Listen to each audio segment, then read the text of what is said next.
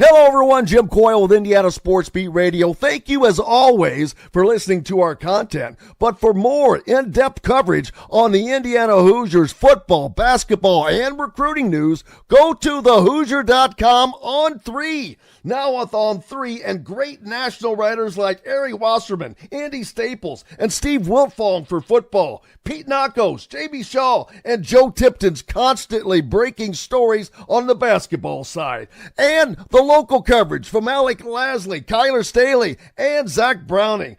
You can catch something new every day at thehoosier.com. Go there. Sign up today.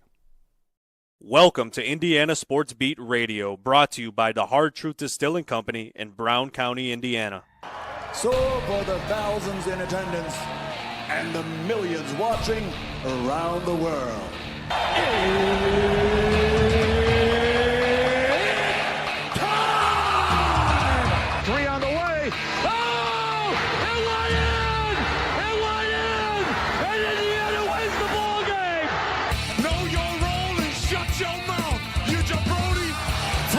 For the win! Ayler's gone. Goodbye. Touchdown, Indy. Woo! IU. America. They got a football team now. It's pretty simple. I win. Google me. You know that I'm the cream of the crop. Oh. Now, from the Hard Truth Studios, here's Jim Coyle. Hello, everybody. Welcome aboard to another edition of Indiana Sports Beat Radio, coming to you from the Hard Truth Distilling Company studios on this fine Tuesday. Glad to have you along for another ride here on today, and looking forward to it. Plenty to talk about. Of course, each day brings new names of interest for basketball fans, no matter who your team is, but especially if you're an Indiana fan, as they look to fill their roster. The staff looks to be filled out for the most part, at least from the coaching standpoint. Officially, that is not quite the case yet. We're still waiting to hear the official announcement of Drew Adams, and that will complete the coaching staff as the others have been named. But something I saw of note that, a couple of things. Former Indiana assistant Kenya Hunter has been hired as the final assistant by Sean Miller at Texas, the old buddy brother, his brother's former guy. So keeping it in the family there. But also, let's see, Alabama assistant coach Preston Murphy, according to a report, turned down an opportunity to join Darian DeVries. I don't know when that was. But he decided to stay at Alabama with Nate Oates. He's close to he's kind of like in the same situation that Corey Barnett was in. Very, very close to getting a head coaching position of his own. So that's probably why he didn't move, to be honest with you.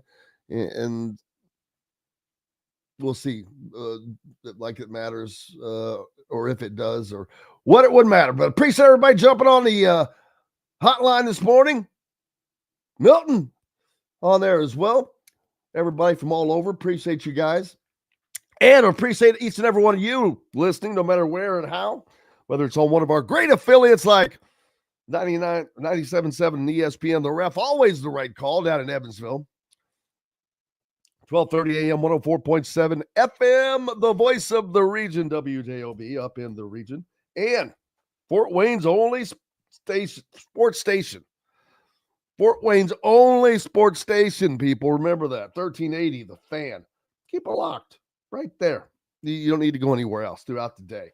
Great to be with you guys as you're going about your day, and lots to get to. Mike DeCourcy joining us. Alec Lasley as well from thehoosier.com, as we'll get you caught up on what's the latest on the basketball recruiting side for the Hoosiers. Lots of guys coming in. And this is a big weekend for Indiana football as well. A lot of guys coming in. Pete State wide receiver Dallas Dickerson will be on his official visit this weekend. One of the state's best in Hammond Morton offensive tackle Cameron Miller is a priority target. Kingston Cass quarterback Brody McWhirter, who commits on May 15th, is Indiana is in the top 5 for him, along with Auburn, Colorado, Mississippi State, and Wisconsin. So some heady competition there. East St. Louis, Illinois, big play receiver Cortez Rupert. He's one of the Hoosiers that I've been keeping tabs on, will be in. And class of 2027 defensive back. How do you say that? Keyshawn Telfair, along with 2028 defensive lineman Caleb Tucker, talented underclassman that will be in as well. And the spring game, 2 days away, people. 2 days. Who all's going to make it out there? Looking forward to it. We'll be out there for certainly. 5 Less says Trent Sisley is an All-American. Is that something that just came out? Appreciate you hitting that up. He is an All-American, but did he just win another award? Yes, it is. It was a little chilly in the AM, but that's that great chilly. That's that great chill in the spring that the sun's going to burn it off, and it's going to be nice. You see the glistening of the it's a combination. It's not frozen because it's above 32, but it got down there. It got down there. No doubts. Let's see. 4 former Hoosiers are playing in the NBA playoffs as they get ready to get underway. And, of course, I'm sure most of you know who that is, but they will be playing in the playoffs. Don't talk about it. Playoffs? You kidding? Nope. There are 4 of them. OG Anunoby, Khalil Ware, Trace Jackson Davis, and Thomas Bryant. That would have been a hard one to get. People probably forget that one. But who goes the furthest? OG and Thomas Bryant can run into each other.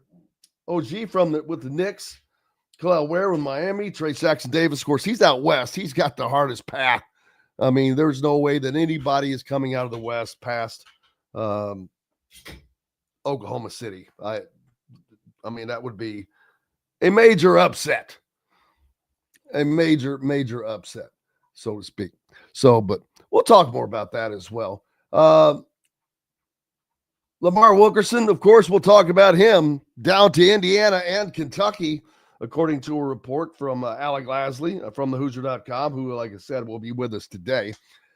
Mike Shenanigans says Wilkerson would compete against other talent to play minutes at Kentucky than he would have at IU, pretty much a guarantee at IU. Well, that does go a long way for players. There's no doubt about that. And maybe that is something that will sway him, but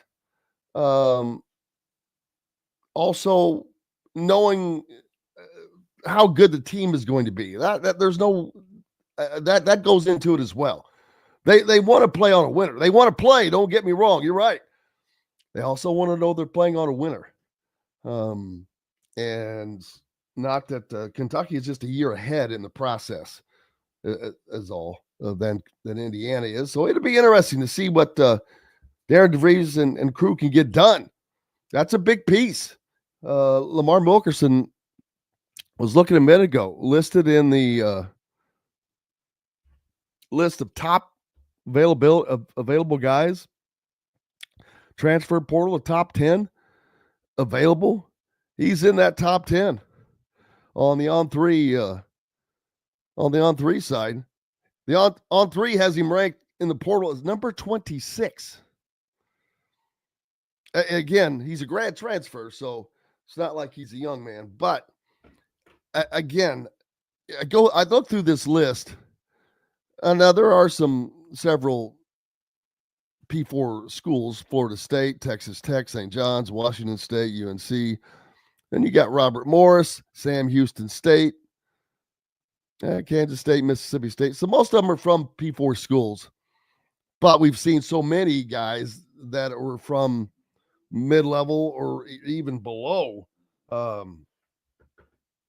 making it in there. So we've got plenty to get to.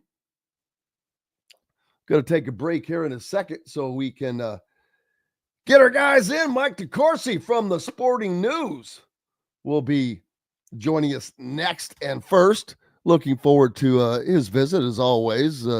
Talk about just about anything. And we will. What would you like to talk about? We're going to get you updated with all the recruiting action going on when Alec Lasley joins us. And we're going to talk some football as well because spring game, it's just 2 days away. Can't believe that, man. It's here. And then you've got the Little 500. You've got the Kentucky Derby, the Indy 500. It goes on and on and on and on and doesn't stop. Looking forward to it, people. Glad to have you along for the ride as always. We'll take just a pause for the cause. Back with more from the Hard Truth Distilling Company studios on the backside. At Ben Davis Chevrolet and Ben Davis Ford in Auburn, we're your one-stop shop for all of your automotive needs. We have the area's best selection of over 300 vehicles, including new cars, trucks, vans, and SUVs. Plus a huge selection of pre-owned vehicles in stock. And if we don't have what you're looking for, we'll find it for you. We also have top-of-the-line service and parts, plus a collision repair center, and we're competitively priced on everything. For sales, service, collision, parts, and more, we do it all. Come see us today or visit us online at bendavischevrolet.com and bendavisford.com. Whether it's a night out with the family, after work with colleagues, or catching the game with friends, Bubba's 33 is the place for you. Bubba's 33 offers a mouthwatering menu of selections that are all made from scratch every day. The portions are big, but the prices are small. And with over 50 big screen TVs, you'll never miss the big game. Bubba's 33, pizza, burgers, beer. If you're looking for a new home in the Indianapolis area, you need Cheryl Sizemore from Brick and Ivy Realty. Cheryl Sizemore has over 2 decades of experience, and that could be the difference in getting the home you want in today's tough housing market. Reach out to Cheryl at CherylSizemoreSells@gmail.com or 317-701-0838. That's 317-701-0838. Let Cheryl Sizemore sell or find your new home today. Located on 325 acres in beautiful Brown County, Indiana, Hard Truth Distilling Company is the biggest and the best craft distillery around. While Hard Truth is already known for producing internationally awarded whiskeys and spirits like Hard Truth's sour mash bourbons, sweet mash, and hard road ryes, as well as their cinnamon vodka and the always popular toasted coconut rum. Hard Truth Distillery offers so much more. With a full-service restaurant, ATV, and distillery tours, as well as live music, you can spend an entire day at Hard Truth Distillery while making your entire family or group happy. And that's the Hard Truth. Hard Truth products are available across Indiana, as well as many other states. So no matter where you shop, if they don't carry your favorite Hard Truth product, tell them you want the truth, the Hard Truth. Hard Truth Distilling Company encourages you to enjoy all of their products responsibly and to never drink and drive. Welcome back to the Hard Truth Distilling Company studios on this Tuesday. And you know what that means? A visit from our good friend Mike DeCourcy with the Sporting News, Big Ten Networks, Fox Networks, let's see, ESPN, NBC, CBS. Who am I? I'm kidding. Just teasing. I was trying to hit them all. Mike DeCourcy, how are you, sir? I am well, Jim. How are you? I can't complain. Spring is here, man. So it's you got a lot less to complain about once spring arrives. You can moan about it beforehand when it's cold, and nasty, and rainy and dreary, but spring kind of takes a lot of those excuses away. Well, we don't have spring yet here, so does that mean I can spend the next half hour complaining? Is that how it works? Absolutely. That's what the time zones are for, baby. That's what the time zones are for. This time zone is still complaining, and I absolutely will. But what's new in the life of Mike DeCourcy? We just finished up, so I assume you were down in San Antonio. Of course. And for the Final Four. First of all, I've said it numerous times. What a tremendous Final Four. Kind of knew that going in. We just knew because we'd seen what the play had been like, and there was no reason to expect otherwise. And it played out just as we thought that it would. Well, it was tremendous basketball, very entertaining, very compelling to the very end of each of the three games, and we very rarely get all three games to be great games. Even like you look back to 2008, the first and only other time we had 4 number 1 seeds. The 2 semifinal games were awful games. The first game between Memphis and UCLA was not competitive, but Derrick Rose was brilliant, so at least you had that. And then the Carolina-Kansas game that year was horrendous. I recall, and I didn't look this up, but I recall a score of something like 43-14 at one point in the game. It was that bad. We did not have that this time. This time we had 3 games that were all riveting, and we had certainly teams that built big leads. We had Duke built a big lead on Houston, but let it get away. Auburn built significant lead on Florida, let it get away, and then Houston built a significant lead on Florida and let that get away. All the more reason why those games were so exciting, because you think you know where it's going, and then you get that change of direction. And Florida, of course, was responsible for a lot of that. They showed a great spirit in their ability to come back on both occasions in the Final Four, and of course the Elite Eight and the second round. Yeah, I just got to give it to them, because I still don't know how Houston managed to lose that game.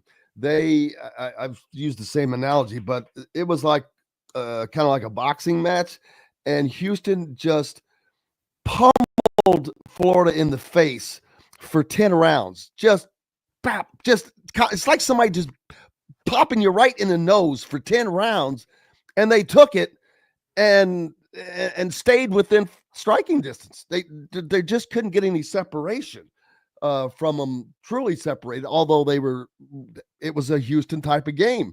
It was mucked up. It was low scoring defensive battle, but Florida didn't wither. And like you just said, man, you got to give it. That is the mark of a champion.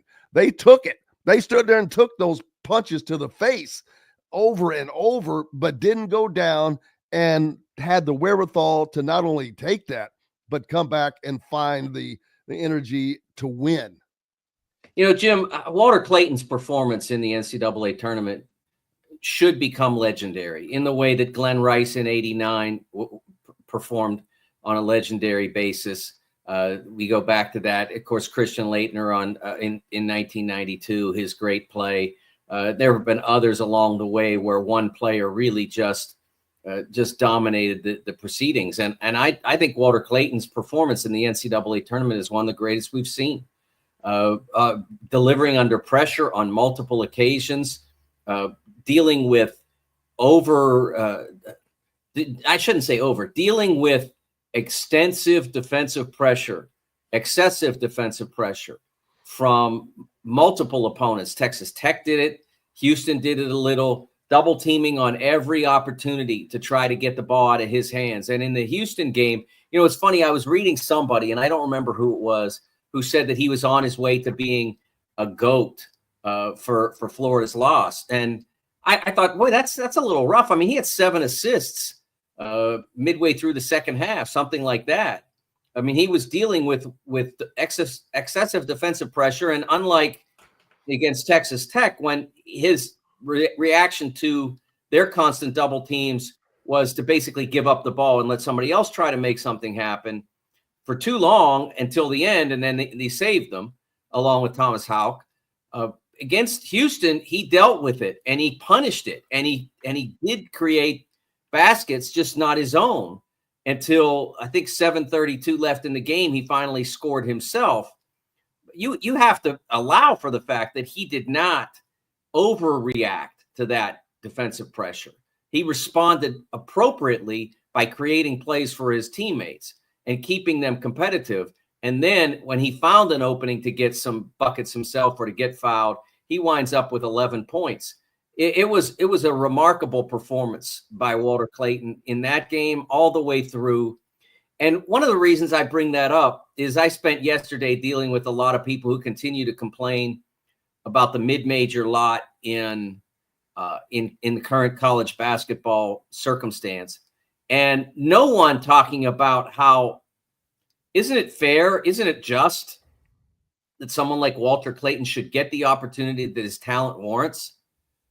Should he because he was not recruited heavily out of high school be consigned to play forever at an okay level instead of the highest level that he's capable of excelling? He became a first-team All-American. He was a lock for first-team All-America. The first 4 players on our All-America team clearly made it. The fifth one, Mark Sears, it was close between him and a couple others. But the first 2 were unanimous. Braden Smith was nearly unanimous, and then Walter Clayton was close to Braden Smith.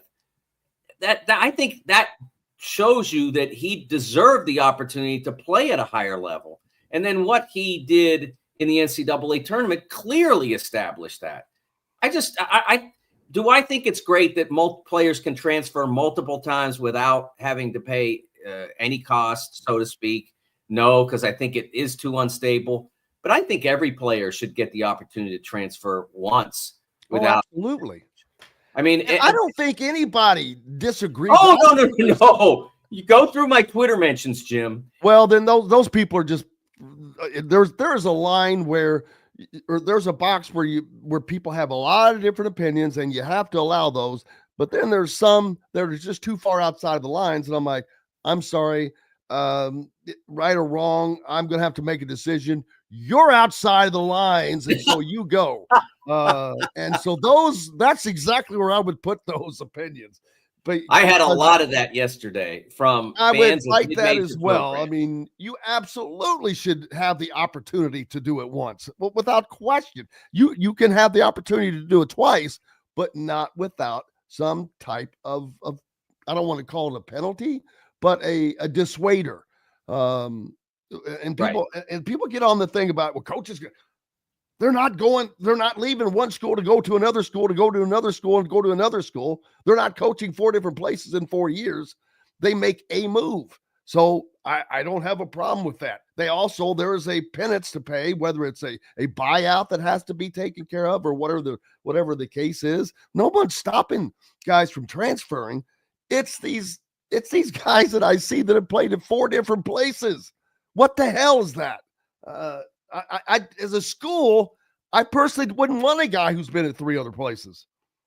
Yeah, I think the one thing that I predicted when I talked about back 10 years ago or whatever, before we had this, the one thing I predicted was that players would be getting used, so to speak.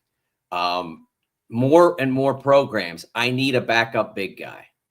I need 15 minutes a game out of a big body. Let's go get him in the portal. That's what happens. And players, dude, I swear it's I call it Walmart. You go down aisle 15. I need a quick non-scoring point guard. Oh, they're over on aisle 12. I need the big guy that you just talked about. They're back in hardware. I mean, that's basically what you're going through. Yeah, and so the player thinks, okay, I'm going to get the opportunity to play 30 minutes a game and I'll be the starter and all that. And they get there and they find out the reality is much different than that. And that ends up leading to these transfers because they make the first move thinking, okay, this is my nirvana. This is where I'm going to really make it. And then they find out that they're only there to play those 15 minutes I talked about. So that's why you need some dissuasion there. And it's one of the reasons why I was not enamored of this concept, because I knew this is what was going to happen to athletes in too many instances, that they would become situational players. Like you're a pro, you have an understanding. Like when you get signed by the Utah Jazz, you know what they are, you know what they need. You know what they're bringing you in for. You know what they're going to pay you to bring you in for that. It's different when you're a college player and you're a star where you are, and you get brought up, so to speak, because your team needs a specific need filled. Your new team needs a specific need filled, and you fill it. Whether, like I said, whether it's 6 or 8 rebounds a game in 14, 18 minutes, or whether it's 3 3-point shots in a game over 16 or 18 minutes, you become that. And that's why players go, okay, from A to B, and now that this didn't work, this isn't what I signed up for. It is what they signed up for, but they didn't realize it. So now they're going B to C. And that's often how it works. Now, sometimes you have a player like the Tennessee quarterback, Nico, who I wrote about today at sportingnews.com, or actually yesterday, it's up there today, who completely decided that reportedly $2 million wasn't enough to start at quarterback in the SEC, and decided to gamble, risk his future, his pro career, just to get a few more dollars in the short term. That's just, I mean, now we're talking about somebody who is doing something entirely different, and something that career suicide. Yeah, I mean, the word I used, it wasn't the most eloquent word of all time, but it was dumb.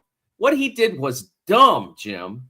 It's not smart. It's not business smart. It's not competitively smart. It's not smart on any level to handle his situation the way he did at Tennessee. They signed him to sounds like the agent getting involved here. This sounds like a pro type of, oh no, we're going to hold out, blah, blah, blah. That's exactly what that sounds like. Right. And it just seems a little more than dangerous, even in this era where somebody will take you probably.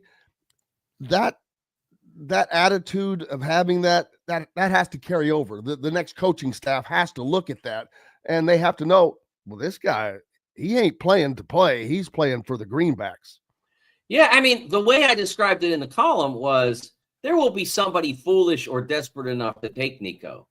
But do you want to play for the foolish and desperate, or for the organization that has produced in this decade 2 NFL quarterbacks? Jim, do you know what you like? Not even like if you're Dak Prescott or Patrick Mahomes or Josh Allen. Do you know what you make just to be a backup quarterback in the NFL? Like, it's a $4 million, $5 million a year job. Kyle Allen for the Steelers last year was their number 3 quarterback. He made $1.9 million to be their 3rd quarterback. He threw 1 pass all year long, and he made $1.9 million for coming in and throwing 1 pass all year. And he made $1.9 million. Showed up for practice, showed up for meetings. That's all you had to do. And you make $2 million. I mean, come on. Like, you can't gamble that for another possible million now. There's too much out there. And what NFL team is going to want to deal with a guy unless he turns into, and there's been no suggestion that he's of that level of talent, that he's going to be Patrick Mahomes or somebody. And are you more likely to become Patrick Mahomes in a functional offense that's winning games like Tennessee, or more likely to do it at somebody that's scraping around for a transfer quarterback after spring football? What's more likely? It was just a ridiculous move. We see this kind of stuff very rarely, people making this sort of foolish decision, but it's available to players with the rules as they're written. Again, as I said, I don't have a problem with the rules as they're written on that first move, and this would be his first move. So you can make a dumb decision even with good rules, and he has made a decision that will impact the rest of his career. No doubt, and that could cost him a lot of money in the end of the day. But more importantly, again, it puts NFL GMs are the ones that this stuff they pay attention to probably Yes. more than anybody in sports. I mean, there is nothing you've ever done in your life that an NFL GM is not going to know about. I mean, they go back to when you're 10 and you stole a piece of gum. It doesn't matter. It's like they find out. It's crazy. I'm not saying it's all, the Wonderlic test and all of that stuff they put you through and this, that, and the other thing. But man, they are serious about all the things they go through.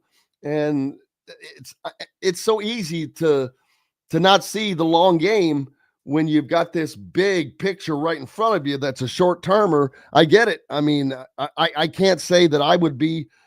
I would hope that I would be smarter than that, but I can't say that I wouldn't make a dumb decision here and there because I haven't been presented with the opportunity to make millions of dollars. No one has made that opportunity to me or presented that as an opportunity. But yeah, you hope that they're getting an education that they need. Not only that they're getting the guidance that they need and not getting the guidance that they don't need. Right. Let's not forget, Jim, he was already making millions of dollars, reportedly. So there's something to be said for I'm making a few million here and I'm happy and I'm successful and I'm on the right track, as opposed to I don't know where I'll end up. I don't know how much I will make. Maybe more, probably more, maybe not. And I don't know if I'll be happy. I may not like the next coach. I may not be successful. It's an amazing situation.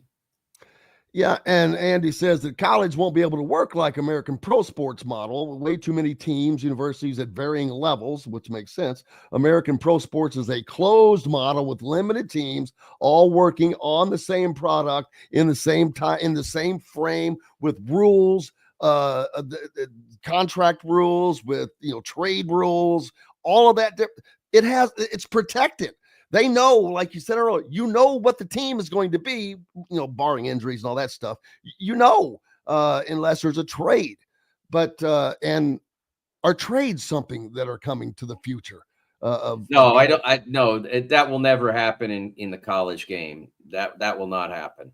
And he's right. They've done everything else. He said it won't work on the American pro sports model, and it's not. I mean, it's much different than. And that's one of the reasons why people who are arguing for collective bargaining, I still have my doubts. I did hear yesterday in an interview on Sirius XM, one of the Players Association advocates, generator type people say that, I've always said that the reason we won't have representation of collective bargaining for athletes, or it won't for a very long time, is the schools do not want to get into employer-employee. And this person suggested that if you could do a Screen Actors Guild model where you're not technically their employer, they are independent contractors. But they contract to work for you. I guess I at least opened the possibility that could be plausible. But without employer-employee, I just don't see how you get the athletes together enough to organize under one umbrella. So I don't see that for a very, very long time. It may change as a result of the House settlement. That's because the House settlement is about to restrict earnings that have been unrestricted for the last 3-4 years. And when that happens, I suspect there will be a reaction to that. I don't think that the athletes are going to love it. Because that budget becomes more limited. Right now, there's no restriction on what you can pay or what you can earn, and the House settlement suggests that there will be if it's approved. So I don't know that what we will see in the next 4 to 5 years, but I do know that you have to operate in the current system intelligently and strategically, or else it will take advantage of you. Or you could, as Nico did, short circuit your own future. Is this system sustainable? Yeah, I don't see why it's not, Jim. I mean, the product has been great. We cannot, I said, the product has never been better, and that's a bad argument for people. Those that don't like it, it's a hard argument because everything is better from the product. Yeah, I keep hearing that it's that it can't continue to work. So let's just say that the people who are funding it right now decide not to fund it to the same level. Okay, so everybody makes a little less. But if you look at I also keep hearing that people are going to turn it off. When are they going to turn it off, Jim? More than 100 million people watched the college football playoff. The NCAA tournament had a phenomenal year in terms of audience. Final Four was well viewed, Sweet 16, et cetera, et cetera. It had a great year, a better year than a year ago. A year ago, we were up from the last year. I think at the first couple of rounds, we had the highest viewing, I should say, the highest television viewership since 2019. So I don't see people turning this stuff off. All I see is more and more people tuning it in. The women's tournament also operating under these current rules. Major drop. I'm glad I meant to bring that up. A major drop, indeed, from Caitlin Clark level, right? But double what it was getting on average before Caitlin came along. That it's still got 9 million. It used to get 4 or 5. So still a dramatic increase over what we're used to. People are turning away. People like what they're seeing. We hear a lot of complaints from fans of mid-major programs, from fans of what used to be, but we aren't seeing people turn away in the way that is being suggested by those commenters. Mike DeCourcy from the Sporting News with me as always on this Tuesday. Jim Coyle alongside here, and we're coming to you from the Hard Truth Distilling Company studios. I was out there yesterday. Make sure you stop by the Hard Truth. They're in Nashville, Big Woods, a great place in addition to all their great products. We've got lots more coming up and back with it after a little pause for the cause. Located on 325 acres in beautiful Brown County, Indiana, Hard Truth Distilling Company is the biggest and the best craft distillery around. While Hard Truth is already known for producing internationally awarded whiskeys and spirits like Hard Truth's sour mash bourbons, sweet mash, and hard road rye, as well as their cinnamon vodka and the always popular toasted coconut rum. Hard Truth Distillery offers so much more. With a full-service restaurant, ATV, and distillery tours, as well as live music, you can spend an entire day at Hard Truth Distillery while making your entire family or group happy. And that's the Hard Truth. Hard Truth products are available across Indiana, as well as many other states. So no matter where you shop, if they don't carry your favorite Hard Truth product, tell them you want the truth, the Hard Truth. Hard Truth Distilling Company encourages you to enjoy all of their products responsibly and to never drink and drive. Ugly Grouper, located on beautiful Anna Maria in Florida, is the place to be, and not just because they have unforgettable meals, including locally sourced seafood. The Ugly Grouper has your favorite craft beers and cocktails, along with live music every day. The Ugly Grouper is family-friendly, able to host private parties, and has the biggest grouper you've ever seen. The Ugly Grouper is the place to be on Anna Maria Island, Florida. Tell them Indiana Sports Beat sent you. Go to theuglygrouper.com for more information. When it comes to apparel and promotions, Freethink has you covered, literally, whether it's 24 or 200 shirts for sports leagues, businesses, or groups. Freethink Apparel and Promotions can also create your very own merchandising store. Freethink Apparel and Promotions did it for Indiana Sports Beat Radio, and they can do it for you. Whether it's screen printing, embroidery, digital printing, promotional products, vehicle wraps, or anything else under the promotional line. See what Freethink Apparel and Promotions can do for you at freethinkapparel.com. At Ben Davis Chevrolet and Ben Davis Ford in Auburn, we're your one-stop shop for all of your automotive needs. We have the area's best selection of over 300 vehicles, including new cars, trucks, vans, and SUVs. Plus a huge selection of pre-owned vehicles in stock. And if we don't have what you're looking for, we'll find it for you. We also have top-of-the-line service and parts, plus a collision repair center, and we're competitively priced on everything. For sales, service, collision, parts, and more, we do it all. Come see us today or visit us online at bendavischevrolet.com and bendavisford.com. Welcome back to the Hard Truth Distilling Company studios on this Tuesday. Glad to have you along. Oh, it's tax day. He's the tax man. Whoa, the tax man. Man, forgot about that one. Who? There's like one person that loves my singing, Mike, out of the billions of people in the world. There's one. Do you know who that one person is? Yes, Russell is on here, always asking for more singing. But I think that I don't know if it's a hearing problem or what the issue is, but there's obviously an issue there. Indiana and Kentucky competing head-to-head for Lamar Wilkerson right now. One of the pieces Indiana is trying to pull in, that Darian DeVries trying to pull in as he tries to fill his roster. Kentucky, obviously, in year 2 under Mark Pope, he's got the experience of already having done that. But Lamar Wilkerson is on 3. He's in their top 10 of portal guys, a shooting guard out of Sam Houston State. And I know that this is not your typical recruiting battle, but it's good to see a legit, straight up, head-to-head recruiting battle between Indiana and Kentucky. Again, seriously, because that series resumes next year. That's going to be incredible to see, because it should have never gone away. But it's going to be fun once and Louisville. Indiana signed a deal with Louisville to play as well. So, but the old-fashioned head-to-head recruiting battle. It's not the same because of NIL and all that. Plus, Lamar Wilkerson, he looks at Kentucky. He kind of knows what they're going to be like, has an understanding at least. They're in their second year. They've got a lot of pieces that are coming back there that they don't have to fill the places they did last year under Mark Pope.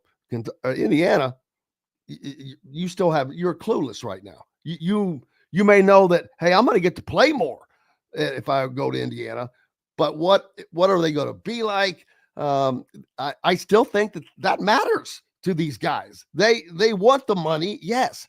They want the limelight, yes, but they also want to win. And if you don't believe me, go look at the teams that were in the Final Four. Every guy on Florida, every guy on Houston, every guy on Duke, every guy on I'm drawing a blank. Auburn. They wanted to win, and everything that they did was built to win. They played like that all season. So anytime I hear people complain about NIL, no, at the end of the day, guys still want to win. Winners still want to win. And so you've got to recruit those kind of guys, and you've got to have them on your team. Well, I mean, that part of your evaluation process has to be to assess who does want to win. Exactly. I think we have all seen players who really, that's not a high priority for them. And that it's been fairly apparent after seeing them for a while that it's not a high priority for them. So I don't know. I only know about this young man's numbers, which are significant. He's got the numbers that you would want.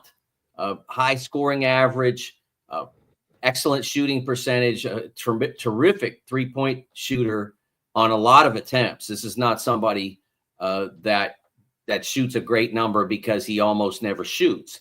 This is somebody who shooting well in excess of 40% from 3 on a significant number of shot tries. So somebody that it really fits. And I told you before, Jim, that when we see guys go into the portal or more so come out, and the one thing I want to know is on a perimeter player, a wing player, is what was his 3-point percentage? That's my first thing, because that translates. If you get guys open shots, most often they'll make them, or make them at the same rate, I should say, as they made them in a different level. Guys who can shoot. Now, sometimes they might struggle to get shots off at different levels or that sort of thing. But if you get them open, they should be able to make the shots. So you look at that, and then you look at the like big guys. You look at, do they block shots and rebound, especially block shots, because it's harder to find. Rebounding is great, and that rebounding translates above all. It's always been the statistic that moves best. Malik Rose averaged a ton of rebounds at Drexel back in the 90s. Goes to the NBA, averages a ton of rebounds. It doesn't matter. Like, he was at Drexel one moment, next moment he's in the NBA, still able to get big rebounds. So those are the characteristics that you want to see to have an idea whether or not the player can translate. And in this case, Wilkerson, tremendous 3-point shooter. That should carry over to Kentucky or Indiana. I know that there shouldn't necessarily be a lot of quote unquote pressure on a coach in his first year, but it's Indiana, and sorry, but that's not the case, because there is. There was pressure the day that you were introduced as the Indiana basketball coach. And that's the same at Duke. It's the same at Kentucky. That's the same at Kansas. It's the same at all these places. And a separate thing, I had someone try to, it was a Kentucky fan, argue that I said that Indiana is still very relevant, and they are. I also say they have not in any way lived up to their elite status, their blue blood status for several years. They haven't on the winning side, but that is separate from their relevance. And that to me is the most amazing thing, is they are still so relevant without that elite winning. They have remained, they are, according to the Wall Street Journal's report that was out, they're the third most valuable, as they do it, the third most valuable college basketball program behind Duke and North Carolina and Duke. And there's a reason. You can't be that way without being a very, very viable program. You just haven't won. But the fact their fan base is so incredible, the tradition is so entrenched, that even this terrible run that they've had still hasn't tamped it out. That is amazing to me. Yeah, I mean, I think the fact that the fan base has been amazing at Indiana in terms of its persistence. They have not given up on the program, and it has been a while since there was elite success. I mean, you had the Big Ten championship in 2016. You had the 1 in 13, and you had the number 1 overall seed in 13 that got the tough draw against Syracuse and didn't succeed against the zone. And then you have to go all the way back basically to 2002. That's a really difficult history, recent history, 21st century, that Indiana has not achieved consistently. And yet you have that continued interest in the Hoosiers. And that, I mean, that's something to be respected. It's interesting that you talk about the pressure. I think the pressure on Darian DeVries is to show that there's an energy and a connection and a commitment to excellence, and not this, what's the best word? Lack of functionality. Disassociation? I don't want to say dysfunction. That's too strong a word. They weren't dysfunctional, but they weren't functional. It didn't operate at a high level. They were disassociated from the current college game, in my opinion. Yeah, I mean, well, that was one of the concerns when he was hired, was that he had been away for 40 years. And he, look, if you were Tom Izzo and you coached those 40 years in Division I, you still had to face dramatic changes, significant dramatic changes in the last 5 years from what he had been accustomed to for the previous 30. He still had to cope with that, as Matt did, or John Calipari. They all faced that, and some of them managed it better than others. But you look at coming into this environment where very few people are familiar with it, and he's unfamiliar not only with what it is becoming, but even what it had been. I think that made it hard for him to succeed. And that was always my concern about going and getting somebody from the NBA who not only hadn't coached in college, but who hadn't been around college for 4 years. There was always a little bit of hope, or a little bit too much hope in that concept. And I think the one thing that it accomplished, Jim, was it allowed Indiana to move forward into an era that wasn't necessarily connected to the Knight era. That you didn't have to be from the family. You didn't have to be someone who played for him, coached for him, whatever. You could move forward with just somebody who is considered to be an excellent college basketball coach who offers you the opportunity to compete at the highest level. That's all they were looking for this time around, and that's what they found in Darian DeVries. That's what they got. Now, he has not yet won consistently at the level that Indiana wants to win. But most people who get to this level have not done that. Tom Izzo, when he went to Michigan State as head coach, was 0-0. And then within 5 years was in the Final Four and had won a national championship. Bob Knight did the same thing at Indiana. There you go. So it's mostly about, can you do it? And every indication that Coach DeVries has given over the course of his career, especially since he became head coach at Drake, is that he can do this. He just has to get the right players in there and the right circumstance and the right breaks. And all of that's a factor. But I think they made a really good hire here. And I think the most important thing for him to do right now is just say, this is the standard. We do not compete below this level. You go below the level and you either lose your spot or you lose your place in the program. That was something that I don't think was established well enough in early in Mike Woodson's term. And this is going completely off the rails, we don't have the time to talk about it. I wish I did. Somebody just brought this up. Kenneth's just asking, has anyone seen this stuff about Utah joining the Big Ten? And I only mention that because I'm like, you know what? That would be very different. But I could see that because I bet that they cover all of the academic standards. They're in a unique market to themselves in the central time zone. I mean, mountain time zone, not the Pacific time zone. So that would give them yet another time zone. That would actually give them teams in all American time zones, from the East to the Central to the Mountain and the Pacific. And BYU has just become an athletics, I don't want to say juggernaut just yet, but they're pretty damn good. Their basketball program, they've got a national championship in their past in football, but it would be interesting. I don't know if there's anything to that at all, but I just found I'm not buying it, Jim. I think I don't think the Big Ten would have any interest in that at all. There's no need at this stage. There's no abiding desire to get bigger. I don't see that in the least. I think they're still trying to manage the transition to the number that they have, which had its good parts and its rough parts in its first year.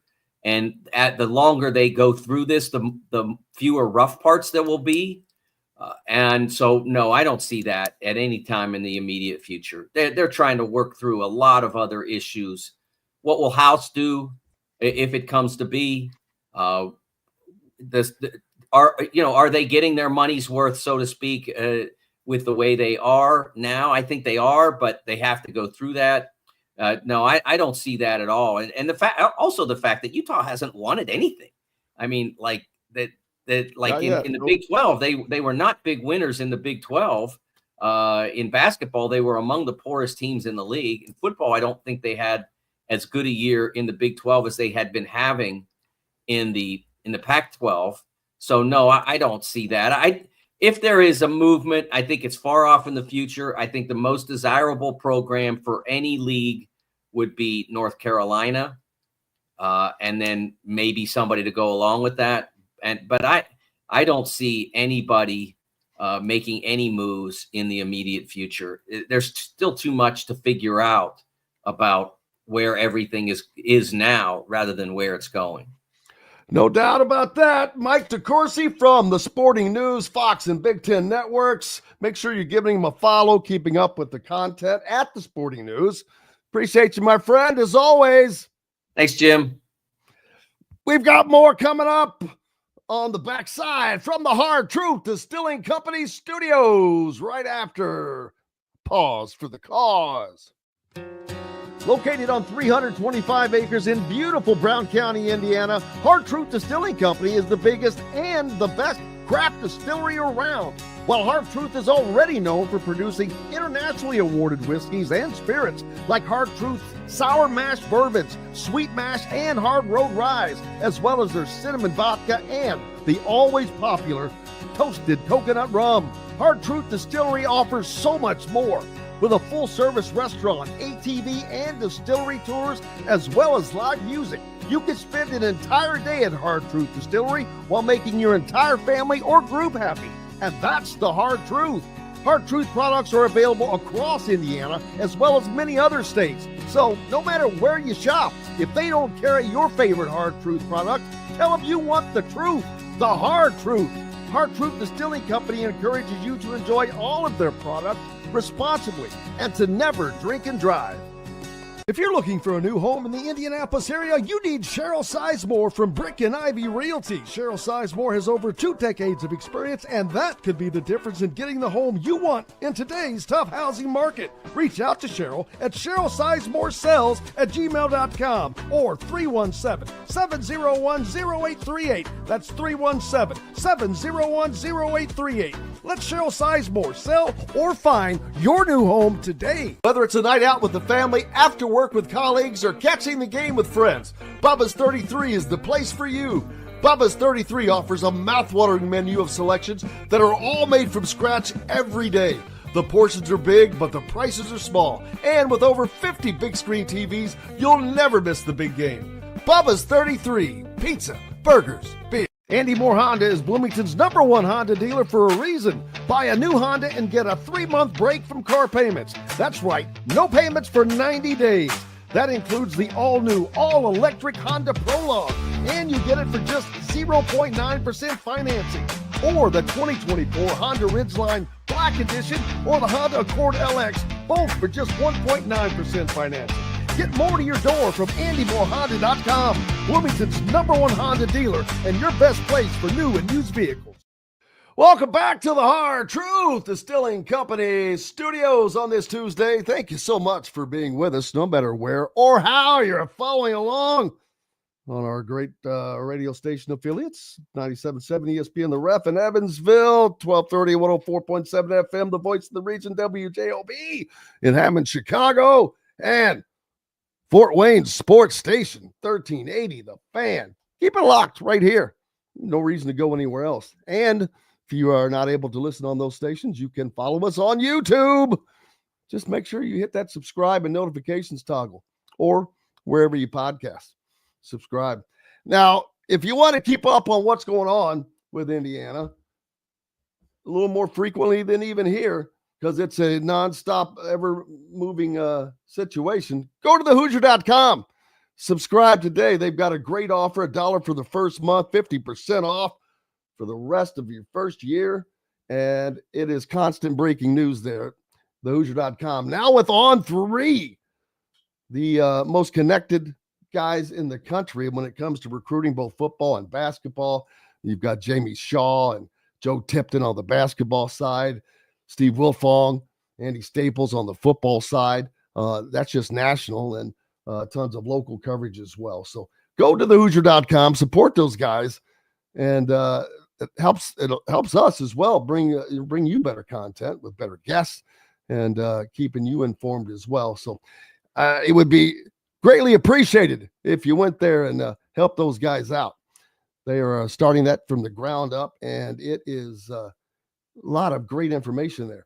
North Florida transfer guard Josiah Miles visiting Indiana today. As I'm sure you've seen, this is in thehoosier.com. They are hosting the transfer guard. His visit beginning today. Per Joe Tipton from On3, he is the 223rd ranked portal prospect. Yeah, I'll say that again. Miles, the 223rd ranked portal prospect, according to On3's industry ranking. Now, that doesn't always mean a whole lot, but in his sophomore season in North Florida, he averaged 15 points, almost 7 rebounds, and 2 assists per game while starting all 32 games. He's a 6'6" oversized guard who shot 42.5% from the field and 33.5% from three-point range on 7 attempts per game. How in the hell is this guy the 223rd ranked portal prospect with those numbers?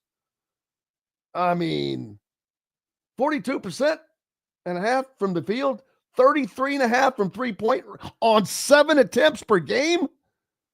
That's a little high. That's a lot high to be ranked where he is. Overall, Miles was efficient for the Ospreys during last season's run. He recorded an effective field goal percentage of 52% and a true shooting percentage of 54% a season ago. He posted double figures in all but 3 games last season. His best performance of the year came in early December in a conference road game at Georgia Southern. He poured in 30 points. His only 30-point performance of the season. He grabbed 11 boards, went 6 of 12 from behind the arc. Over the course of his 2 seasons there at North Florida, he appeared in 64 games, starting 51 of them. Holds career averages of 10.5 points, 5.5 rebounds per game. And his shooting numbers are pretty similar. I don't understand why he's ranked the way he's ranked. I understand he's not playing against the talent level, but neither are these other guys that are coming out of those situations. So can't wait to talk to Alec about him. And I don't, to get a better understanding why that might be down there. Lamar Wilkerson, of course, we talked about him. We'll talk more about him. Yeah, I don't know. I know that Utah is not BYU. I don't know what I said. I probably did get those confused a minute ago. My apologies. Yeah, I know the difference between BYU and Utah. BYU is in Utah. But it's amazing that both of them have just really risen in the sports world, and you don't think of the state of Utah as a sports state. But getting back to Lamar Wilkerson, he visited Indiana on Saturday, Kentucky on Sunday. He had a visit scheduled to Auburn on Monday, but he canceled it on Monday afternoon. As of Monday night, the feel around the recruitment is that Lamar Wilkerson is a Kentucky lean following his visit to Lexington, but no commitment has been made. And that's what that lends canceling the Auburn visit. That really pushes me towards him being a Kentucky lean as well. People complain, oh, you didn't get the commitment when he was here. Oh, hey, Kentucky didn't get the commitment when he was there either. They may end up with it, but they didn't get it on his visit. So chill out with that. He's making his decision how he's making it. Stop. And people need to stop. A minute ago, someone said if he chooses Kentucky, it's definitely because of the coach. You can't say that. You have no idea what is in his decision-making process. You don't know what the NIL situation is. You don't know what he's being told as far as playing. Remember this. You don't know what you don't know. So to make just staunch guesses like that, when there's too much information left out, you just can't do that. Wilkerson only has 1 season of eligibility remaining, and that brings the question to mind too. How much is Indiana going to have to redo this next year? I know that every year teams are going to have to face these situations, but Indiana cannot when you need to fill an entire roster like Indiana does, you can't fill it with guys that have 1 year of eligibility remaining, because you're going to be doing this exact same thing again next season. Now, there will be transfers regardless, but you don't want it to be the entire roster, which, yeah, Trent Sisley would be there and any other freshman that they might bring in. But I'm talking that's 15 guys. There's a lot of, I'm talking about the 8, the Magic 8, the Hateful 8. Just kidding. That's a movie. But, the 8 or 9 guys that are going to actually be playing. You would certainly hope those 8 or 9 guys are not 1 year guys. So we'll see how it works out, and we'll talk more about it when Alec Lasley joins us at in the next segment. Trent Sisley had a great run, finished his year. Now he just gets to chill out for a minute before he arrives in Bloomington in June and meets Well, whatever is together with a new team by then. I would imagine by then it would be put together. We've been saying to expect, fans should expect commitments to begin happening this week. As a matter of fact, I think that there's a need for commitments to start happening this week, because if they're not by now, you start to wonder, okay, why are guys not trickling in? Now, I do think players are taking a little more time with decision making.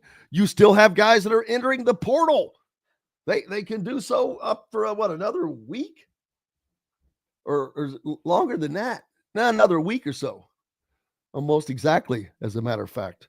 So we there's going to be more names. There's going to be names in the portal you don't even know about yet. So that's why a lot of guys in there. It's a lot to sift through, man. It's a lot to sift through. You know, I talked about it being like going to Walmart. Well, think about a Walmart superstore. Okay. And that's kind of like what the transfer portal is like. It is a superstore. But now think about the size of that superstore. Each department, how big each department is. And in this case, each department would be a point guard, a shooting guard, a small forward wing, a power forward wing, a mobile big that can shoot, a big that can do this. You've got all of these needs that are in all of these different departments. So you've got to go visit every one of those departments and go through all of their inventory. That's a lot to sift through, man, in a short period of time. Not only do you have to sift through it to find the guys, to find the pieces that you want to look at. Once you do that, then there's the other processes of the contact and setting up the visits and having the visits. So there is so much that goes on, and you're trying to make it all happen in a very, very compact time. A lot going on when you're replacing an entire team, people. Remember that. And it's your first team. You're going to be judged. You're going to be judged on how well you filled this roster. You're going to be judged on the talent you were able to bring in. You're going to be judged on the team you were able to put together, because you have a blank check book and a blank canvas. So it's up to Darian DeVries and his group of merry men that is now pretty much in place. Kenny Adams. Daggone it. The heck's his last name? The latest assistant added to Indiana. Kenny Johnson, rather. And he's a recruiter now. Different recruiting days when he was at IU last, but I don't think that matters. He's a recruiter. He's a guy that has great rapport with players. I think that was a great pickup for Indiana, as a matter of fact. And Drew Adams, not officially named as a staffer yet, but again, great recruiting connections. They add a potential GM to the staff, which he has not been listed as that. I don't know that he even has a title, as a matter of fact. Mike Bargan. But I think that it's going to be along the lines of a GM, at least right now, until it is either officially merited out or that position is really created. And he's not going to be in a coaching position. So he's going to be spending his time on recruiting, which he is doing right now. But just like the rest of the staff is. Kenny Johnson doesn't come here empty-handed. He comes here having recruited guys from his last stop. He knows the guys that are out there. He's already had to be paying attention to this, already immersed in this. So it's not like he's starting over. A little bit, because it's a different landing spot now. So the guys you were looking at, probably not going to look at. I think that when a lot of people ask about why didn't a lot of players come from West Virginia? Well, it's Indiana, not West Virginia, and that sounds arrogant, but I think that you should be able to get a different level of player at Indiana than you could in your first season at West Virginia.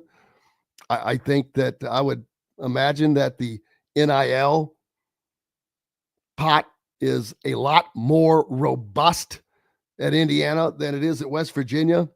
I would think that Indiana is a much more desirable landing spot than West Virginia. And this is not in any way meant to be negative towards West Virginia. I'm just pointing out some facts and why that maybe those guys are not coming. He thinks he can get better players for the kind that he wants, for the players that he wants to use. And someone mentioned earlier, it's pretty obvious Darian DeVries is going after specific types of players. I just talked about, a guy that's ranked 300 or 223rd, whatever I said, in the portal, but his numbers are off the chain. If he can do that at Indiana, he'll be a freaking star. So we'll see. Hey, former Indiana center Umar Ballo is going to play in the Portsmouth Invitational Tournament later this week.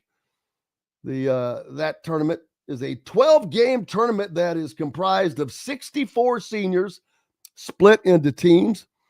It is the unofficial start of the pre-NBA draft process. Scouts from every NBA team will be in attendance. And again, no disrespect intended, but I've got to be honest. I'm not sure I see Umar Ballo making it in the league. He's got the size, he's got the strength, but he is a one-trick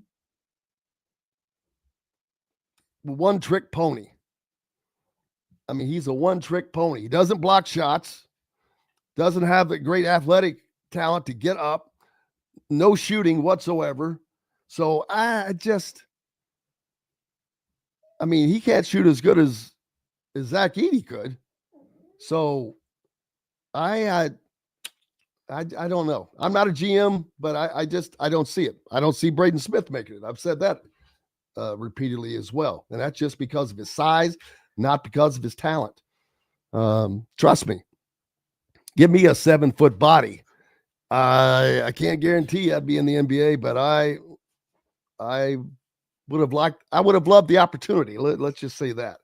But I just don't know that Braden has the goods in that regard. Not his talent. He's a talented, smart player. Will play professionally, no question about that. And but I expect that to be on the other side of the pond. Actually, he reminds me a lot of Jordan Hulls. To be honest with you, Jordan was as good a shooter. I mean, I don't think Braden Smith is a better shooter than Jordan Hulls, for certain. Jordan had a great career overseas. Could have been longer if he didn't come back to work for Indiana, as a matter of fact. 5 says that Ballo will make his money in China. I wonder if there will be tariffs on that money. Boy, just kidding. I'm apolitical. Just a joke, people. Take it that way. Yeah, it's going to be interesting to see if Indiana gets things put together this week. Not, the roster filled out, but guys that start hitting. It's time. And if it doesn't happen this week, it has to start happening next week. Without question. Alec Lasley is going to join us next in the next segment. And Brian says that Smith's a better passer. Yeah, it's been too long for me to remember to compare that. But But Andy says he's not a better shooter, but he's way more athletic than Jordy, substantially better playmaker, much better chance of a pro career. Again, only because of he's too small. He's not fast enough, and he's not fast enough to make up for his lack of height. Who's he going to get a shot over? He's not going to get a shot over these NBA guards. And so, again, he's a hell of a player. I think he's going to have a great run in Europe someplace. But we shall certainly see. We're going to take a quick pause for the cause.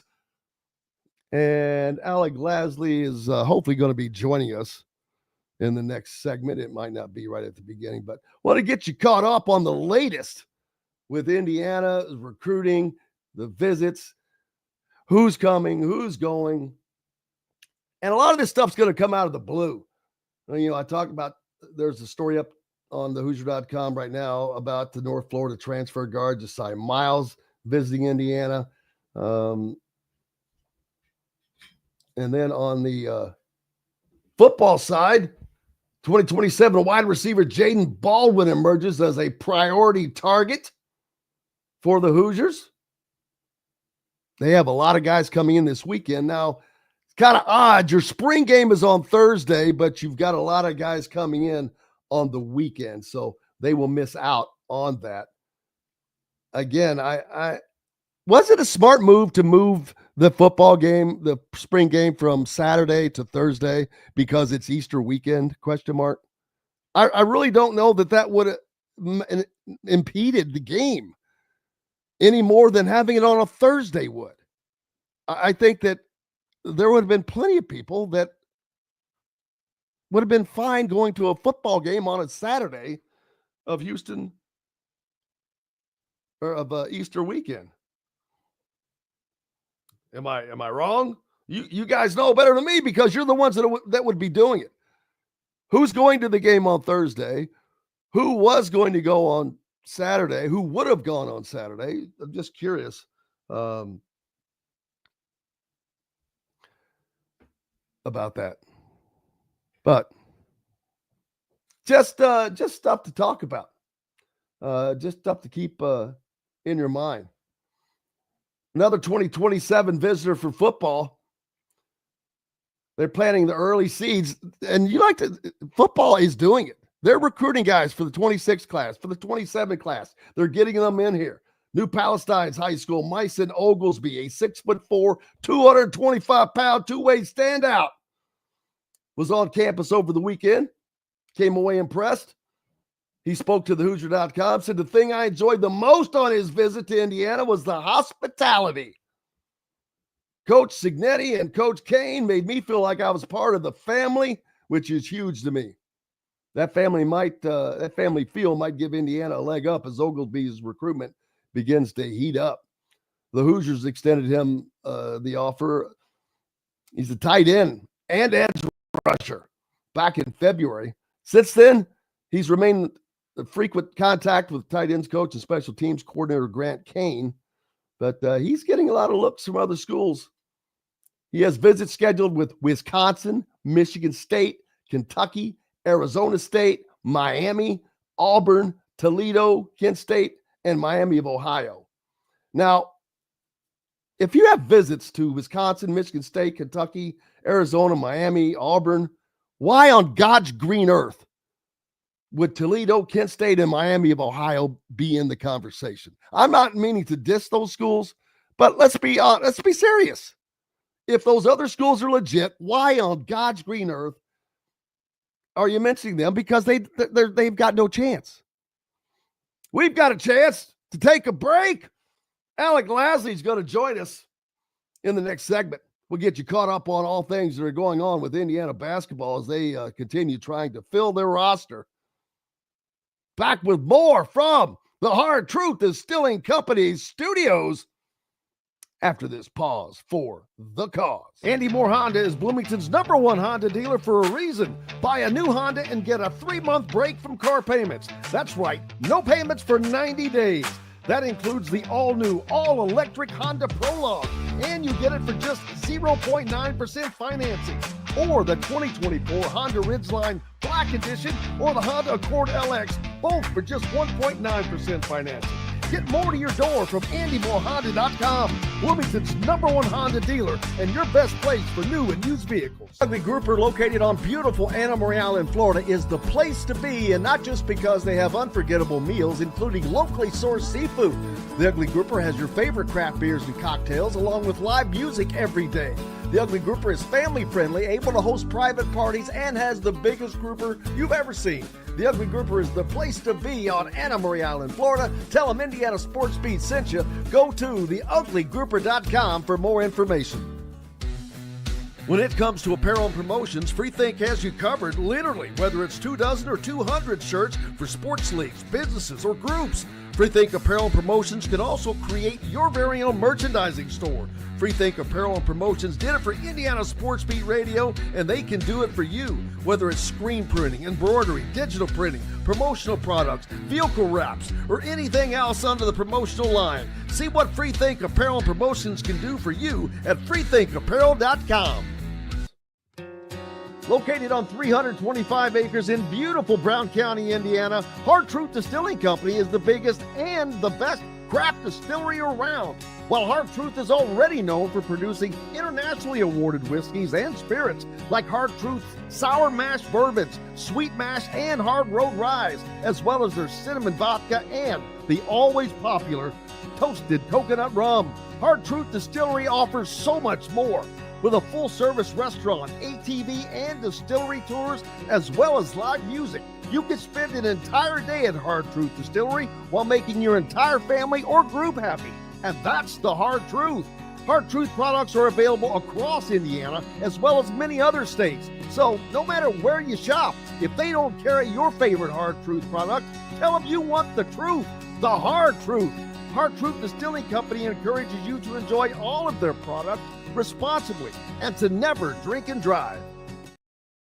Welcome back to the Hard Truth Distilling Company studios on this Tuesday, joined now by the Hoosier.com's basketball head writer, Alec Lasley. And it's a busy time, man. It's a busy time as these names keep floating around. It's like a lottery right now with the ping pong balls just sitting there. There's and then one gets sucked up into the tube like, all right, and so-and-so commits to Indiana. And it's just coming at you nonstop. But Indiana's slow to fill this out yet. And I know it's going to not be something that happens quickly. But a lot of us thought that this was the week things would start hitting. I'm not to say that it won't still happen this week, but if not, next week is going to have to start posting some guys, because not that it's late, but you're into the process now. And I think that I would have expected to see another name or possibly two that had committed by now. Yeah, no, absolutely. Look, I mean, but by no means is this the point where you start to get nervous and worried, No. right? But the level of stress, if you go through the end of this week and don't land, at least one player, right, heightens.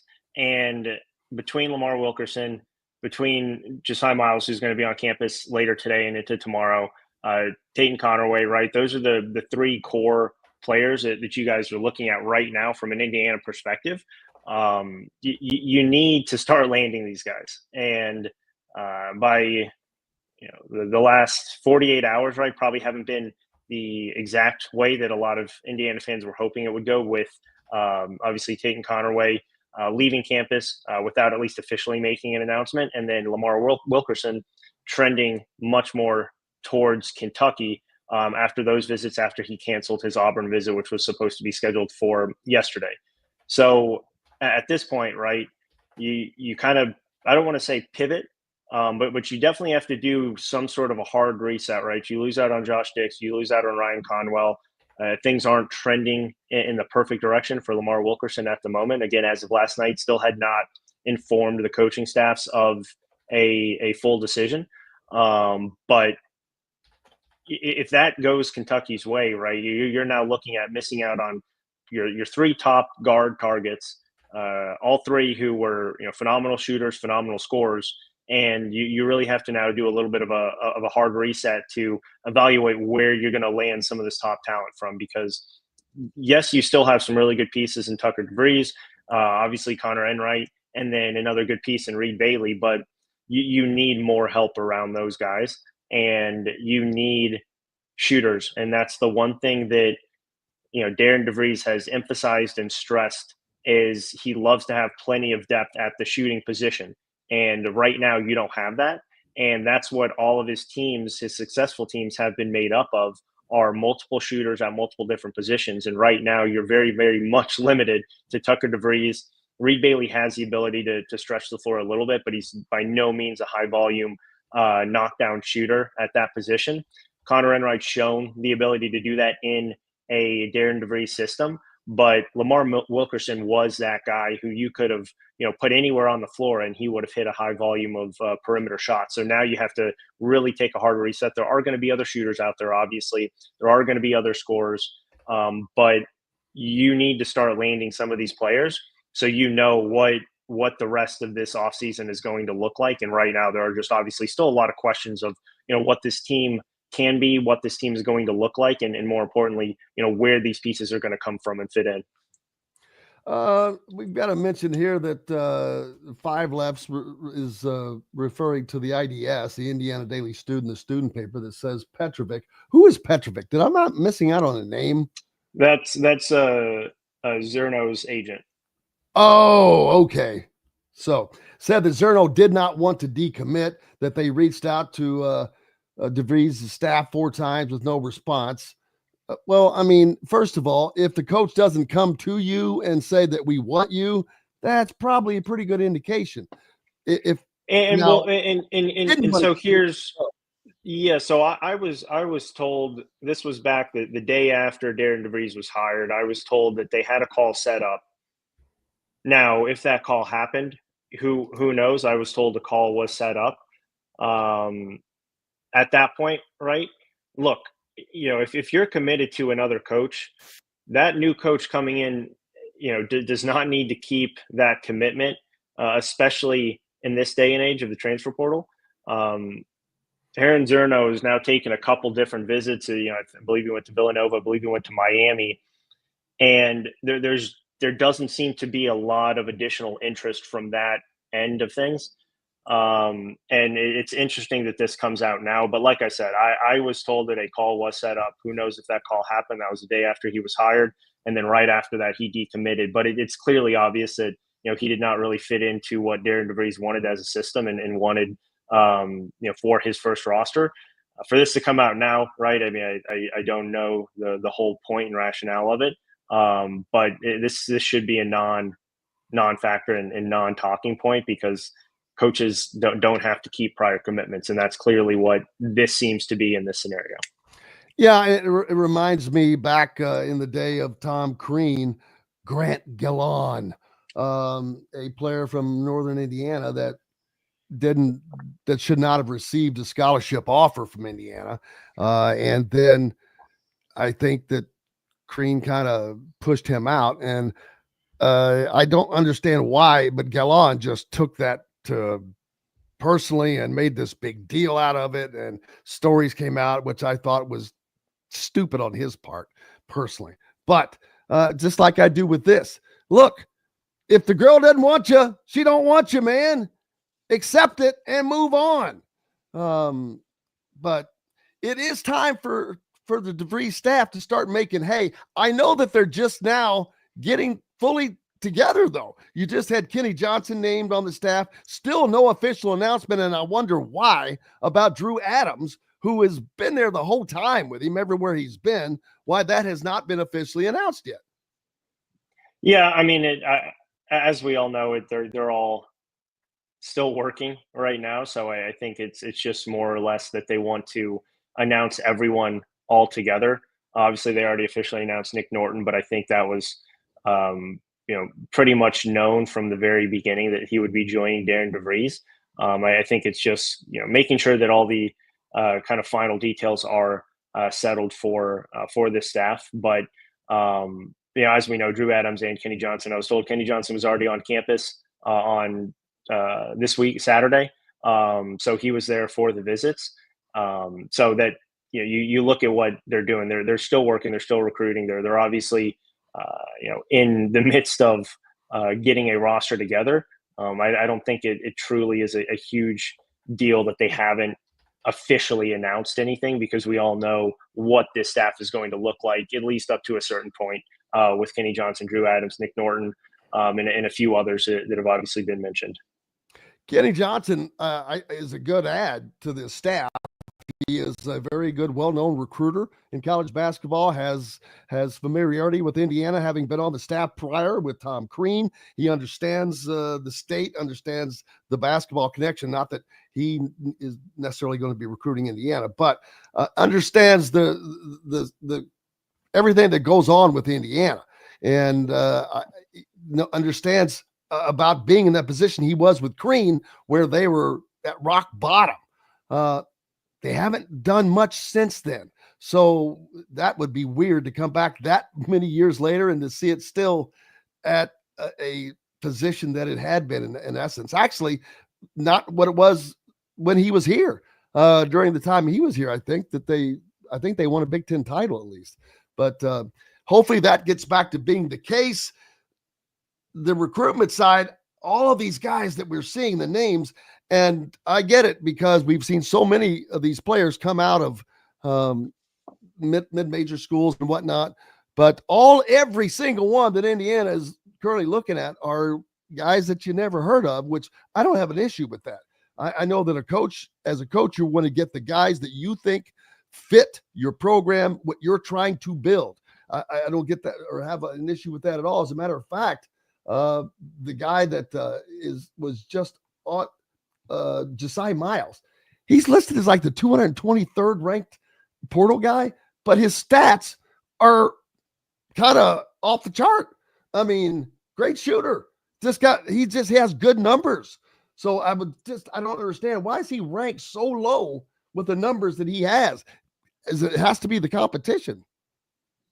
Yeah, I mean, again, the transfer portal rankings are always going to be hit or miss, because you're going to get guys who look to be able to take the step up from like a mid-major to a high major, or even a non Power 4 school to a Power 4, and go from a role player to a star. And sometimes it works, sometimes it doesn't. But to base it off of rankings, right? We've gone down this path now almost every single year, where guys are way overrated and guys are way underrated. So no one's really going to know what these players are going to look like and what this team is going to look like in terms of their capabilities and their ability, and what expectation should be until the season actually gets going. Definitely not in the middle of April. But for a kid like Miles, right, a guy who shown some ability, he's still young, only played 2 seasons, both at obviously North Florida there, but a guy who is looking to take that next step. I think it's more or less of a unknown for him at this point, and I don't think from an Indiana perspective you're looking at him to come in and be the star, right? But again, there are only 4 players on this roster as of today. You need a lot more than 4 to fill out a roster, and you need a lot more than 4 to be a very good team when it comes down to making a deep run in, whether it's a Big Ten tournament or whether it's a NCAA tournament. We saw the depth that the majority of the better teams in the Elite 8 or the Final 4 had, and that was going 8 or 9 deep, but 8 or 9 with very, very much consistent performances from those 8 or 9 guys, right? And so you need people to come in, play their roles, and know how to have breakout games. You saw that from Florida, multiple guys stepping up, right? Will Richard, was kind of that 3rd or 4th scorer for Florida for most of the year, and kept them in the game in the national championship game, and ended up being really the catalyst for why Florida won that one. So it doesn't matter where these guys are ranked, because at the end of the day, no one knows how they're going to be able to translate skill-wise to the next level, and there's always going to be evaluations that miss. But if a coach likes him and a coach thinks he can fit that specific style, then you have to trust that, because again, Darian DeVries has known how to flip rosters and build rosters This one just is obviously taking a little bit more time, and you're seeing a little bit more stress because, again, you missed out on Josh Dix. You missed out on potentially getting Ryan Conwell. And then obviously if Lamar Wilkerson does move over to Kentucky, then you kind of miss out on 3 really high priority targets. And that's what people are just going to remember.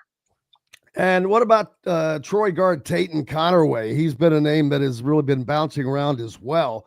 No updates on him here of late. Yeah, so just wrapped up his visit the other day to Indiana, visited Vanderbilt right before that, Mississippi State as well. And it looks like it's probably going to be a commitment that or a decision that will wrap up this week. And it does look like it's going to come down to Indiana and Vanderbilt most likely. But no decision has been made up to this point. But a guy that Indiana should feel comfortable in landing, a guy who fits perfectly with what Darian DeVries wants. Again, a playmaker who can get downhill, create space for other shooters. Isn't a very, very good shooter. Has been more streaky in his career up to this point. But a guy who, again, if you're trying to set a culture year one, a guy who plays extremely hard, very physical, very good defender.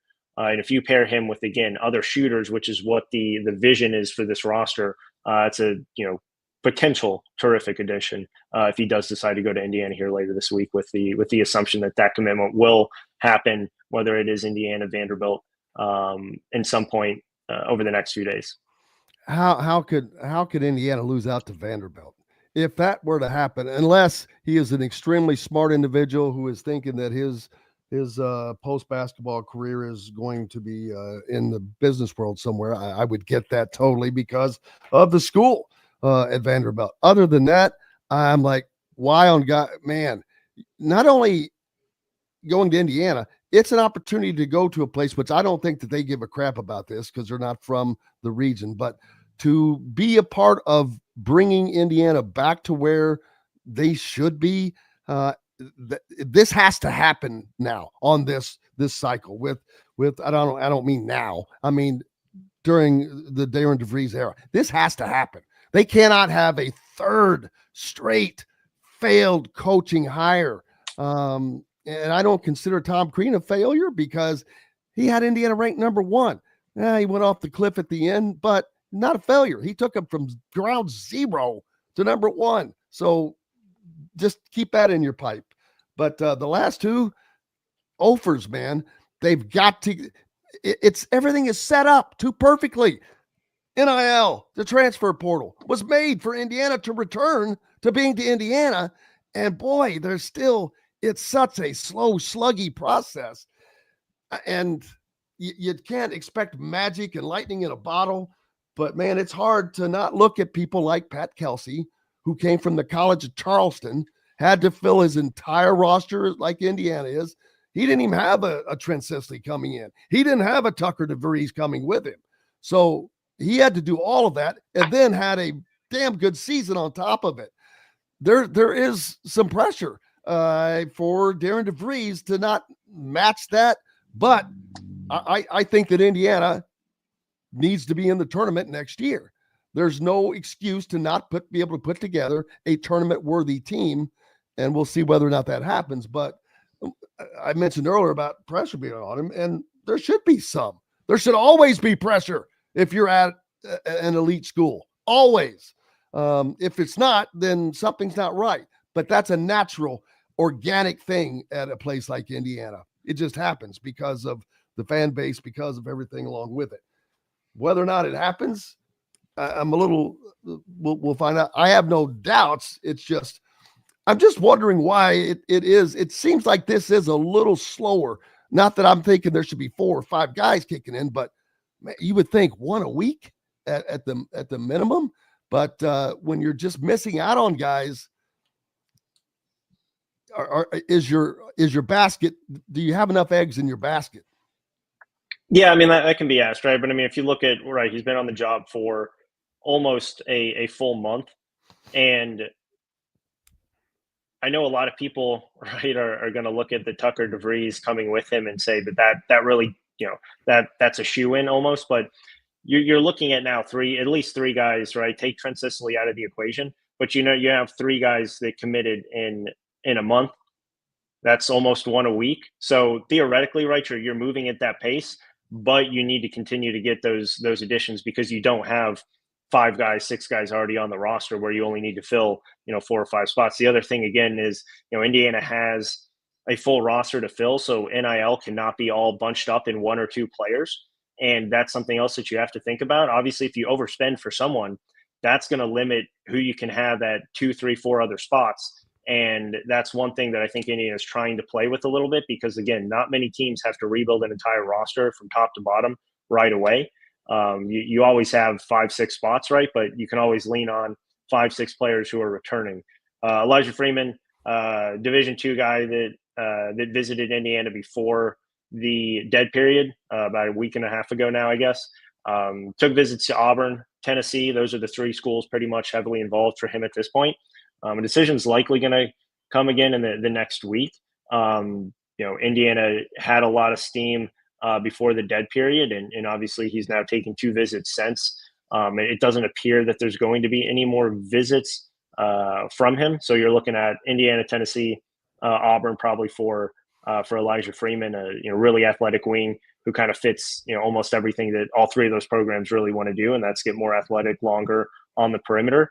But you have to look at Auburn and Tennessee probably have the better pitch because they've been able to not only get, especially from an Auburn standpoint, they've been able to really produce a lot of very, very good college players who have come up from the JUCO ranks, who have come up from the Division II ranks.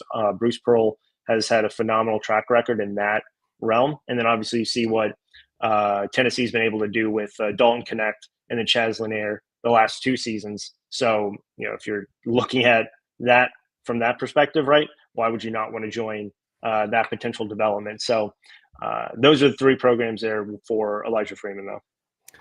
Alec Lasley from thehoosier.com on 3. Go to thehoosier.com on 3 and become a subscriber for the latest in information on recruiting, basketball, football, news for the Hoosiers, and much more. Alec Lasley, appreciate you, my friend. Appreciate it, Jim. Have a good one. Thank you, sir. We've got more coming up from the Hard Truth Distilling Company's studios. We'll be back with it right after this. Located on 325 acres in beautiful Brown County, Indiana, Hard Truth Distilling Company is the biggest and the best craft distillery around. While Hard Truth is already known for producing internationally awarded whiskeys and spirits like Hard Truth's sour mash bourbons, sweet mash, and hard road ryes, as well as their cinnamon vodka and the always popular toasted coconut rum. Hard Truth Distillery offers so much more. With a full-service restaurant, ATV, and distillery tours, as well as live music, you can spend an entire day at Hard Truth Distillery while making your entire family or group happy. And that's the Hard Truth. Hard Truth products are available across Indiana as well as many other states. So no matter where you shop, if they don't carry your favorite Hard Truth product, tell them you want the truth, the Hard Truth. Hard Truth Distilling Company encourages you to enjoy all of their products responsibly and to never drink and drive.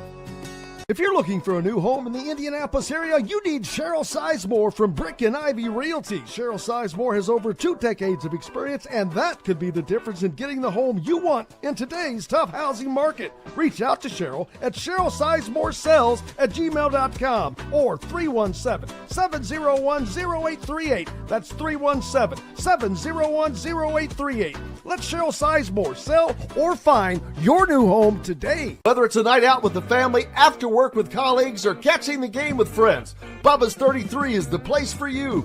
Bubba's 33 offers a mouthwatering menu of selections that are all made from scratch every day. The portions are big, but the prices are small. And with over 50 big screen TVs, you'll never miss the big game. Bubba's 33, pizza, burgers, beer. Andy Moore Honda is Bloomington's #1 Honda dealer for a reason. Buy a new Honda and get a 3-month break from car payments. That's right, no payments for 90 days. That includes the all-new, all-electric Honda Prologue, and you get it for just 0.9% financing. Or the 2024 Honda Ridgeline Black Edition or the Honda Accord LX, both for just 1.9% financing. Get more to your door from AndyMooreHonda.com, Wilmington's #1 Honda dealer and your best place for new and used vehicles. Welcome back to the Hard Truth Distilling Company studios on this Tuesday. I was out at Hard Truth yesterday. I mentioned that earlier. Great day to be out there. I had a lovely meal, picked up some lovely Hard Truth merchandise, and always great to be out there. Make sure you stop by. They've got, like you hear on the commercial, live music, great food. They have some pretty good spirits, but it's just a fun place to go hang out. It's on 325 acres in this lovely place. If you have not been to Big Woods Hard Truth in Nashville, it's incredible. The distilling location is also a restaurant and all kinds of things. You can take tours. Just an incredible facility. But stop by, and if not, just get yourself some Hard Truth. Send me a photo of it. Appreciate that. For when you guys are supporting our guys, and support all of our sponsors, whether it's if you're down in Southern Indiana, Reynolds Family Dentistry in Sellersburg, we love them.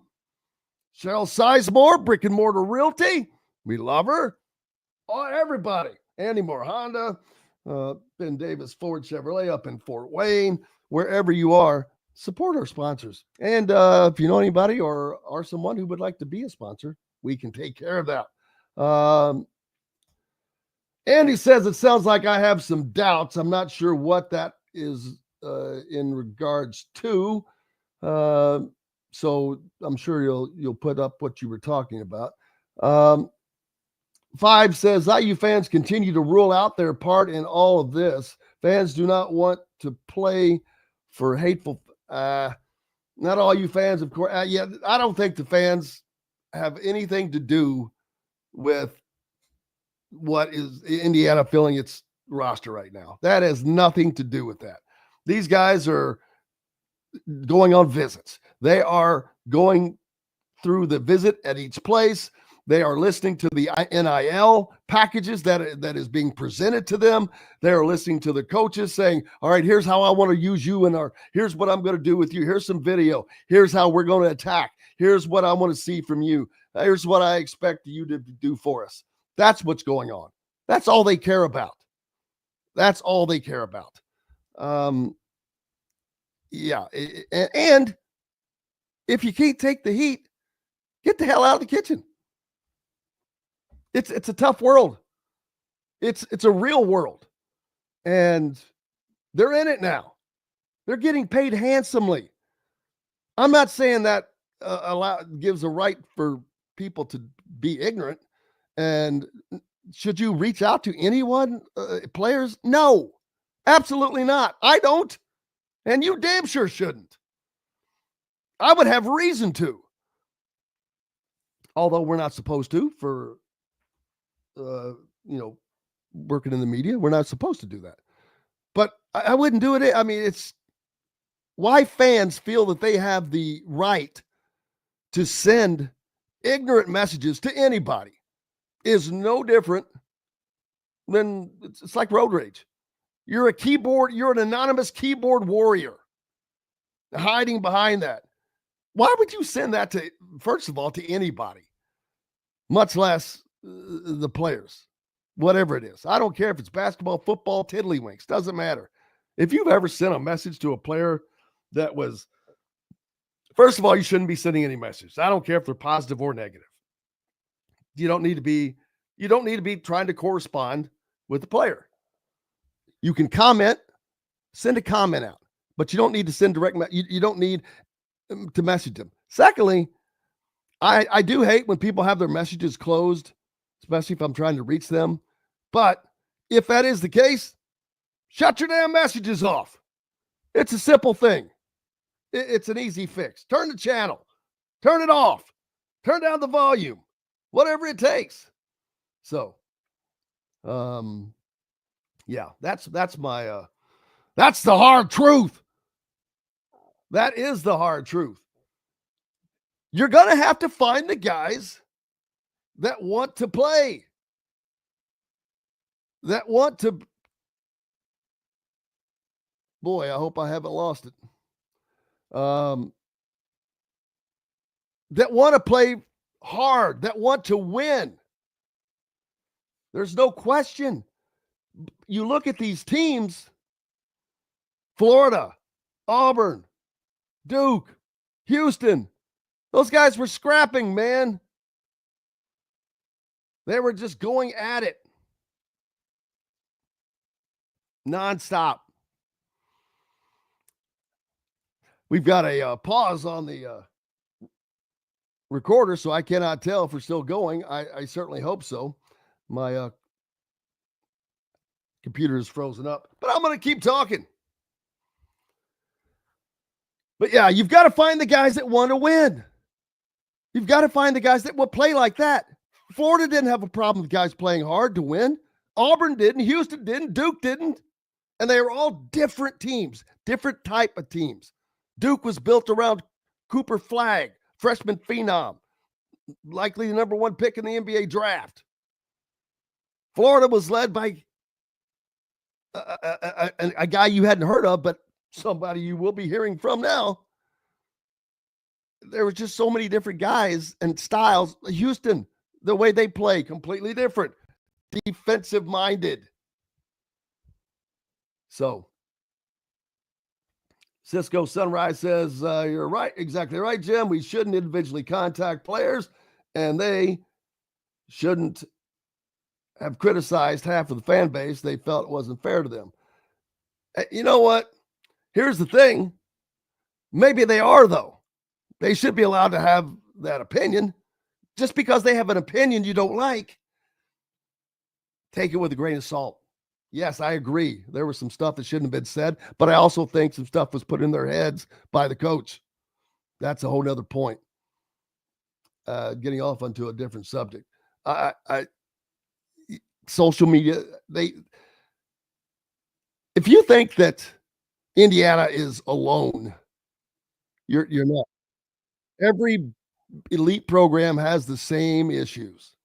They all do. They all do. Hey, man, another great fun show. Appreciation out to Alec Lasley from thehoosier.com. Make sure to go there, subscribe, thehoosier.com, now with On 3. Keep up with everything happening on recruiting news, Indiana football, basketball, the whole deal. Mike DeCourcy from the Sporting News, Fox, and Big Ten as well. Back tomorrow with the usual cast. Dylan Sin, Kyle Nedenrip from the Indy Star, and Sir Rick Bozich as we get closer to the spring football game. Appreciate each and every one of you. Go out and have yourselves a great day. Until tomorrow, I'm Jim Coyle. I will see you on the radio. Thanks for listening to Indiana Sports Beat Radio. Be sure to subscribe to our YouTube page for more clips and team coverage of Indiana basketball, football, and more. You can also find full episodes and tons of other content on thehoosier.com. We'll see you next time for another edition of Indiana Sports Beat Radio.